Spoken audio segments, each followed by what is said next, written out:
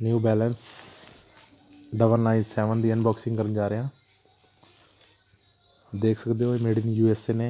ਉੱਪਰ ਫਲੈਗ ਬਣਿਆ ਹੋਇਆ ਯੂ ਐਸ ਏ ਦਾ, NB ਦਾ ਲੋਗੋ। ਸਾਈਡ 'ਤੇ ਵੀ made in U S A, NB ਦਾ logo, New balance.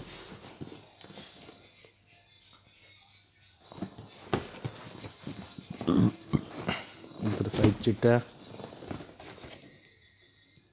Classic traditional.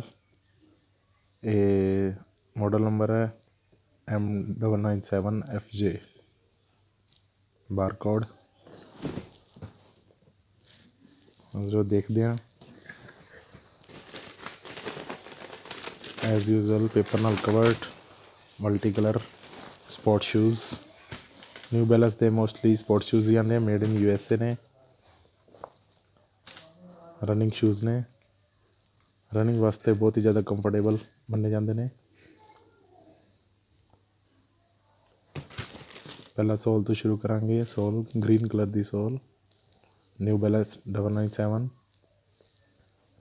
ਵਿੱਚ ਵੀ ਵਾਈਟ ਦਾ ਕੰਬੀਨੇਸ਼ਨ ਐਂਡ ਨਿਊ ਬੈਲੈਂਸ ਦਾ logo.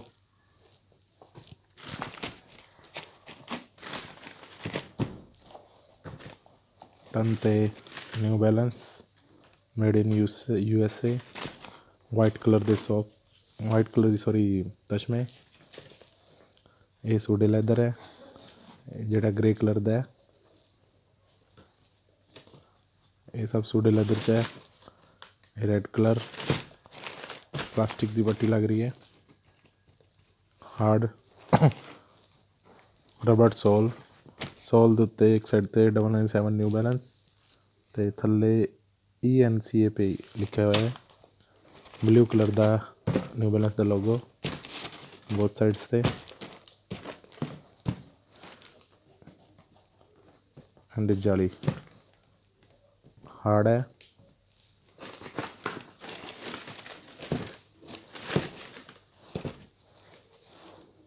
Front look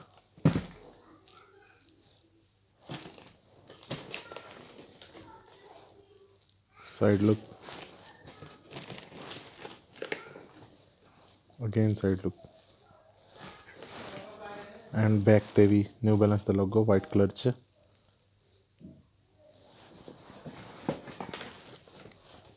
and inside new Balance ਦਾ ਲੋਗੋ ਹੈ। ਥੱਲੇ ਉੱਤੇ ਰਨਿੰਗ ਨਿਊ ਬੈਲੈਂਸ। ਰਨਿੰਗ ਵਾਸਤੇ ਬਹੁਤ ਹੀ ਕੰਫਰਟੇਬਲ ਸ਼ੂਜ਼ ਨੇ। ਨਾਲ ਟੈਗ ਵੀ made in U S A ਦਾ ਆਇਆ, New Balance made in U S A.